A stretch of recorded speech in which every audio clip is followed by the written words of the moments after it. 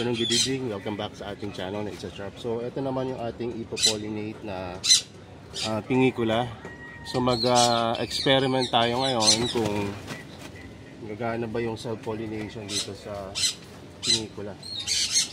So, gagawin natin tulad dati. Kukuha tayo ng pollen sa ilalim at ilalagay natin sa receptive part ng pingikula flower sa ibabaw. May nakita ako dito, nag-o-open yung may magpa-flower uli yung isang Aphrodite natin na pink. So, may susunod pa pala tayong ipopollinate. Ba't kaya sila nagpa-flower ngayon?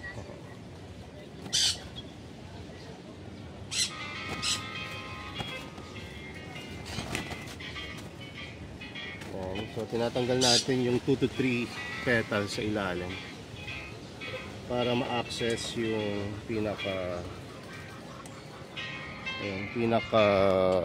male and female part ng flower. Kasi pag hindi natin ginawa yun, mahirapan tayo. Ayan. Ayan natin, kuha tayo ng pollen sa ilalim, apply sa ibabaw. Ingat kayo sa paghawak dito, baka ito yung naging dahilan bakit natuyo yung isang flower stalk doon. Dahil hinawakan ko na matindi to. So light lang yung paghawak, tsaka make sure malinis yung kamay nyo. Much better nga kung mag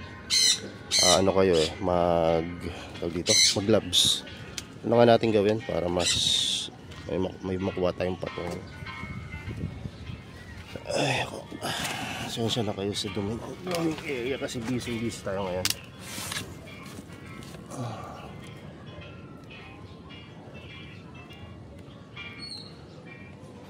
So, medyo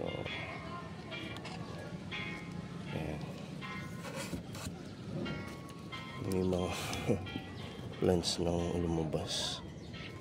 Sandali lang. Tanim ko lang itong sa game. Sorry, patalas. Kukuha lang kayo ng pollen sa ilalim ng flower.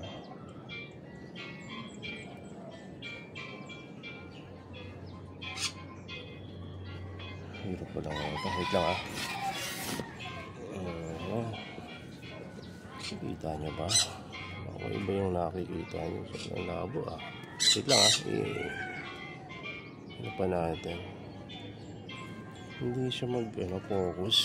Lagyan natin ang itim sa gilid. Ayan. Focus na ba siya? Ayaw pa rin. Gagawin natin.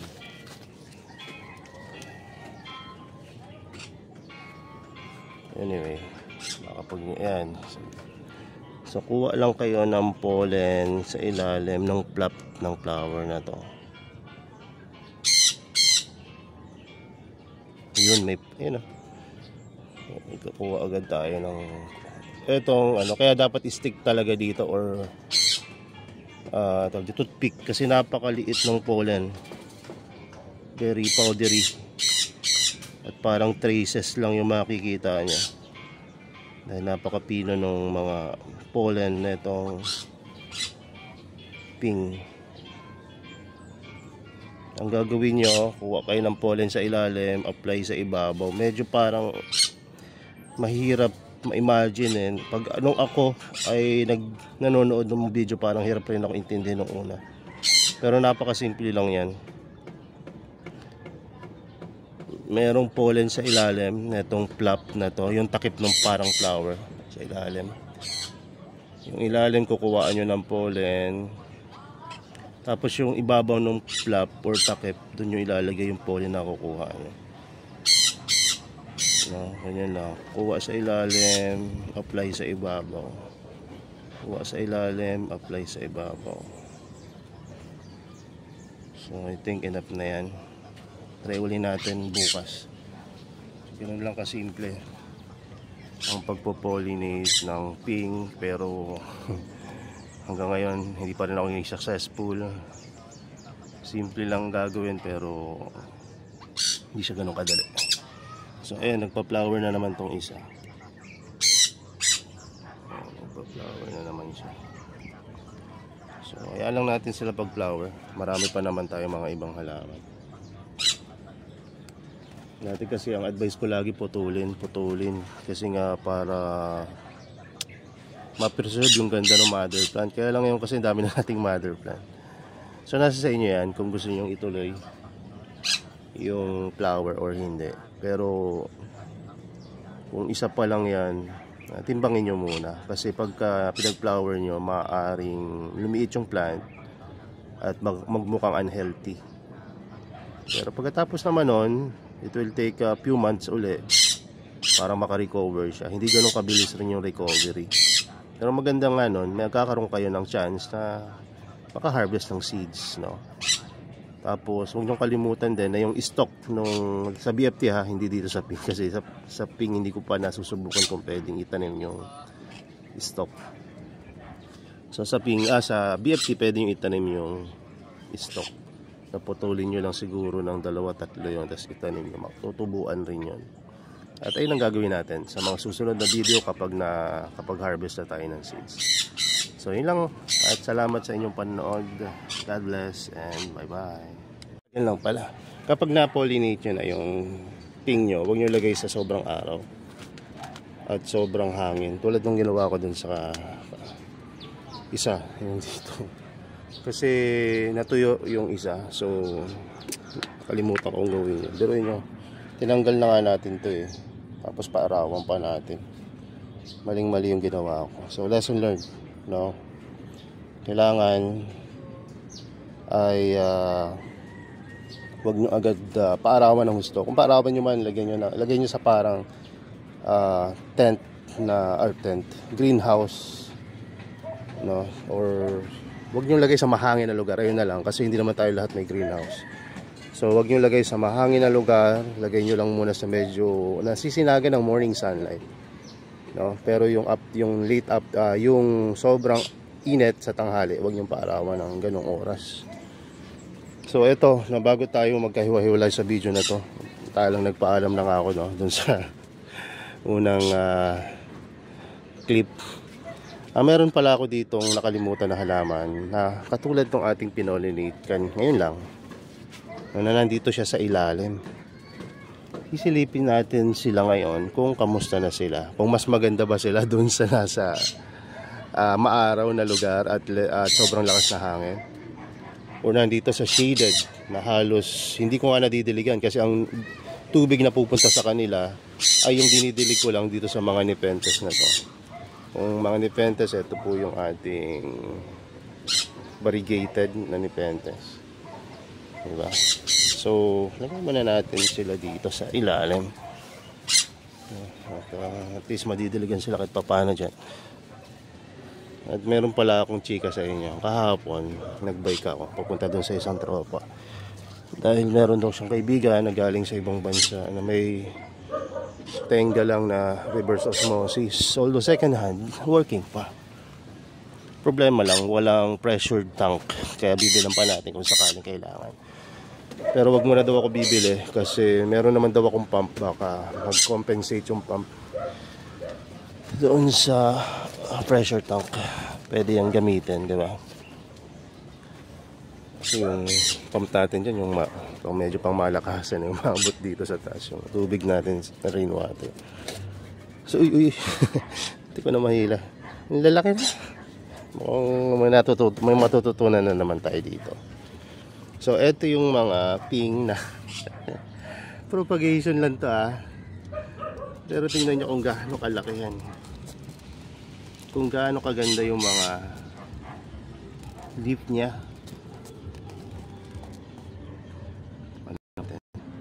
Ayan.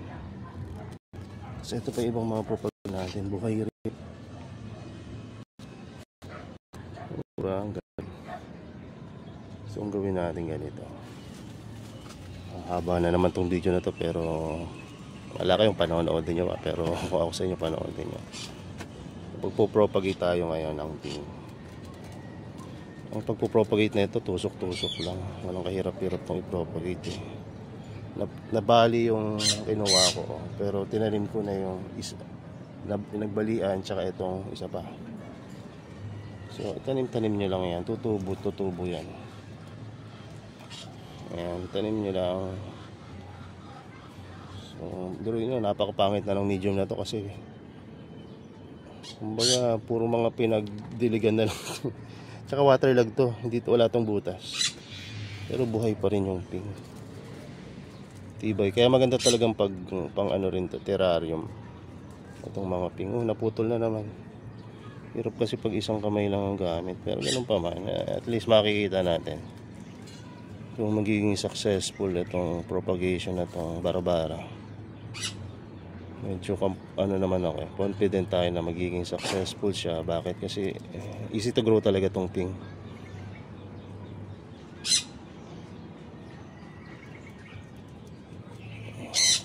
Dadami lang naman kayo mag-alala. Ayan. So may mga sumusobra sa gilid, natanggalin natin yan kasi para mapropagate rin natin. Imbis na maiipit yan, tanim na natin na makaka-recover yan. Mas gusto nga nila kalbong kalbo pag pinapropagate, para mas maganda yung tubo nila. Ito, parang meron rin tayong backup kasi hindi natin alam itong mga to kung biglang araw o sama ng panahon maaaring madisgrasya, pero hindi naman natin hinihingi. Meron tayong backup dito na nakatago. Walang alaalaga to umaasa lang sila sa tubig na pinandinidilig ko dun sa mga nipentes or mga halaman sa taas. So ayan, nagpropagate tayo ng iilan. Hindi pa ako satisfied. Parang gusto ko pa silang i-propagate. Hirap talaga mag-propagate na isang kamay lang yung hawak. Ay, ang ganda ng lipuling sa may ugat. Pag ganyan, madaling patubuin.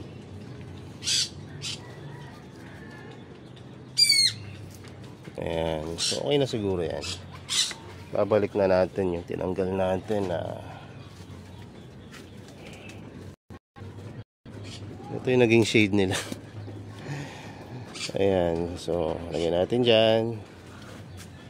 Yan lang yung nila. At sa ilalim, tignan nyo kung gaano lang ka-limited yung sunlight na nakukuha nila.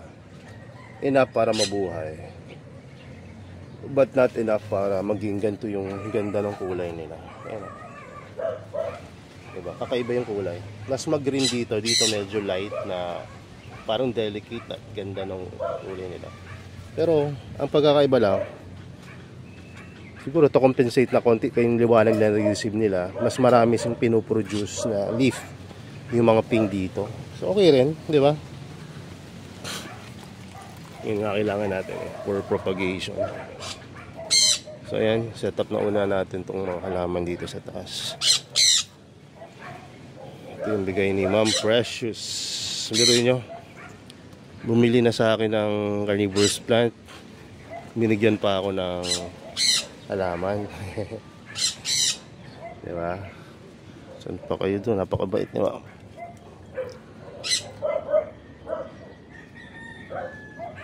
Papadala ko nga sana yung ibibigay ko sa kanya Pumunta na siyang Singapore. Na-busy kasi siya. So, yung ang dami niyang mga kaibigan ng mga collectors sa Singapore ng mga halaman. Kaya minsan naaambunan tayo ng halaman ni Ma'am. Thank you, Ma'am Precious. Sana ingat ka dyan at ipagpipray ka namin na maging safe ka dyan at maging happy. At yun din yung mga plants mo at mga friends mo dyan. So thank you po sa lahat ng mga tumatangkilik dito sa ating YouTube channel. Bagamat hindi naman ako kumikita ng malaki dito. $100 after 2 to 3 years. Pero okay lang. No, at least na ma-market natin yung mga plants na nasa Shopee store at Facebook page. At kahit pa paano nakakapagbigay tayo ng konting assistance sa mga nahirapan mag-alaga. No, at yung iba nga ginagawang libangan araw-araw na may mapanood sila ng isang video. Kumbaga parang pagkatapos ng trabaho, gusto uli nilang i-stressin yung sarili sa mga video. Hindi po, joke lang. So, salamat po at mamaya po kita-kita ulit tayo dahil mag-update tayo sa ibang mga halaman na meron tayo dito sa ating growing area. Ilang, God bless and bye-bye.